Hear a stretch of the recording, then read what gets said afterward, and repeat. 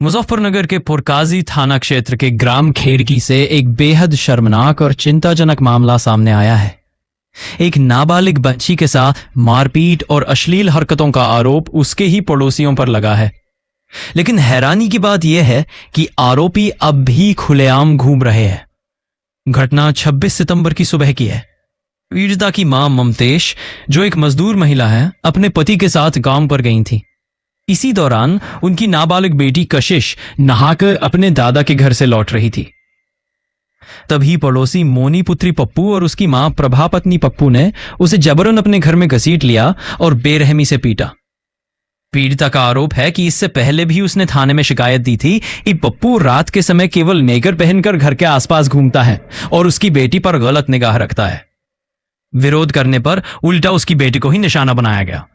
इस मामले को लेकर राष्ट्रीय महिला एकता संगठन की राष्ट्रीय अध्यक्ष रिया किन्नर खुद पीड़ित परिवार के साथ वरिष्ठ पुलिस अधीक्षक कार्यालय पहुंची। पहले तो मैं अपना परिचय देती हूँ। मैं रिया किन्नर हूँ, राष्ट्रीय महिला एकता संगठन की राष्ट्रीय अध्यक्ष हूँ। आज मैं एसएसपी ऑफिस पे आई हूँ, जो हमारा पुरकाजी थाने के अंदर गांव पड़ता है, ग्राम खेड़की। वहाँ की रहने वाली है ममतेश।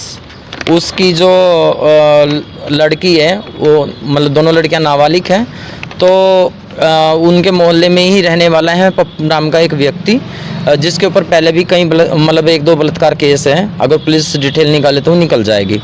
तो वो इनकी लड़कियों के ऊपर भी गलत निगाह रखता है और पहले भी इन्होंने थाने में इन्फॉर्म किया था। तो अभी थाना क्या कार्रवाई कर रहा है वो तो मुझे क्या मामला हो ये बताइए। अभी इस लड़की को उठा के पीटा गया और जो रिपोर्ट दी थी इनके द्वारा कि भाई वो नेकर में रात के टाइम घूमता है, उस पर कोई कार्रवाई नहीं हुई अभी तक। क्यों पीटा? कौन लोग, कितने लोग थे?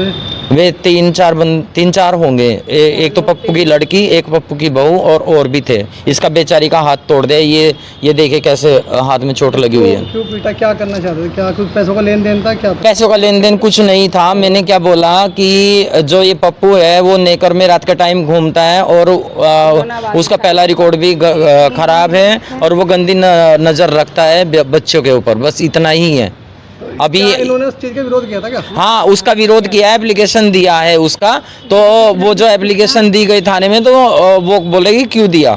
अभी एक बात बताओ, अगर किसी को इस बात का दुख रहेगा कि भाई आने वाले समय में हमारी बच्चों के साथ में कुछ ना गलत हो तो एप्लीकेशन देगा और सब जगह जाएगा, मगर इन्होंने दिया तो फिर इस बात का उन्होंने विरोध किया। तो जिस तरीके के साथ हाथापाई की गई, संबंधित थाने में सूचना करी? थाने में भी है और अभी हम एसएसपी ऑफिस पे भी 8 दिन पहले का मैटर है। ये 8 दिन से थाने के अंदर ही एप्लीकेशन दिया था और अभी फिर एसएसपी ऑफिस पे आए हैं। तो मिलो किस तरह का आश्वासन दिया है? अभी मेरी बात हुई थी पीआरओ साहब से, उन्होंने बोला कि कोई बात नहीं, हम थाने में बात करते। तो अभी इन्होंने भी थाने में फ़ोन किया है। तो आप क्या कार्रवाई चाहते हैं? हम ये चाहते हैं कि देखिए, मतलब अगर वो दोषी है तो जांच करके उसके ऊपर कार्रवाई की जाए।